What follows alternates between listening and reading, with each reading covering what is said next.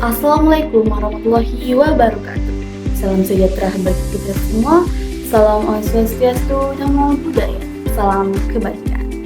Perkenalkan, nama saya Munawarah dengan NIM 240930811030 dari kelas 243B Program Studi Manajemen di Sekolah Tinggi Ilmu Ekonomi Bekasi.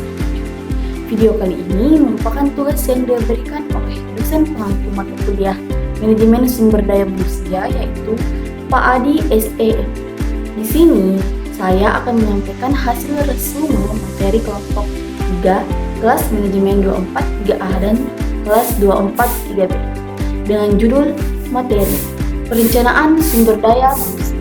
Langsung saja, yuk kita simak video.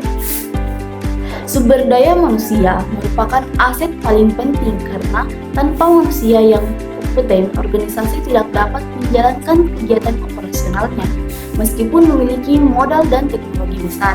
Oleh karena itu, organisasi harus melakukan perencanaan SDM secara tepat untuk memastikan ketersediaan tenaga kerja yang sesuai kebutuhan, baik dari segi jumlah maupun kualitas. Perencanaan SDM adalah proses sistematis untuk menentukan kebutuhan tenaga kerja organisasi di masa depan, baik kuantitas maupun kualitas atau kompetensi dan keahlian, agar tujuan dapat tercapai efektif dan efisien. Proses ini sangat penting karena berperan memastikan organisasi memiliki orang-orang yang tepat pada posisi yang tepat dan pada waktu yang tepat, sekaligus menjadi strategi awal agar semua fungsi manajemen SDM dapat berjalan dengan lancar. Tujuan utama perencanaan SDM adalah menjamin ketersediaan tenaga kerja yang kompeten dan sesuai kebutuhan. Secara rinci, tujuannya meliputi yaitu menentukan kebutuhan secara akurat, menjaga keseimbangan permintaan dan penawaran tenaga kerja, mengantisipasi perubahan lingkungan internal dan eksternal, menjadi dasar kegiatan pelatihan dan promosi, serta meningkatkan efisien dan produktivitas organisasi secara keseluruhan. Perencanaan SDM memberikan manfaat nyata yaitu membantu proses rekrutmen dan seleksi, mengurangi borosan sumber daya, meningkatkan kesiapan organisasi dalam menghadapi perubahan yaitu pasar, teknologi, strategi bisnis. Adapun membantu pengembangan karir karyawan dan menjadi keberlanjutan operasional organisasi dalam jangka panjang. Perencanaan SDM dianggap penting bukan hanya sebagai kebutuhan administratif, tetapi sebagai bagian dari strategi besar perusahaan.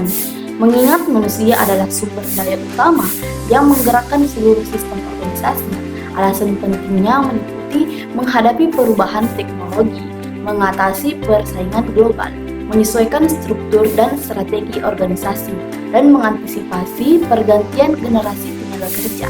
Proses perencanaan SDM dilakukan secara bertahap dan sistematis melalui yang pertama, analisis kondisi SDM saat ini. Yang kedua, peramalan kebutuhan SDM atau demand forecasting. Yang ketiga, analisis ketersediaan SDM atau supply forecasting. Yang keempat, penyesuaian antara kebutuhan dan ketersediaan SDM. Yang kelima, pelaksanaan rencana SDM, dan yang keenam dan yang terakhir adalah evaluasi serta pengawasan.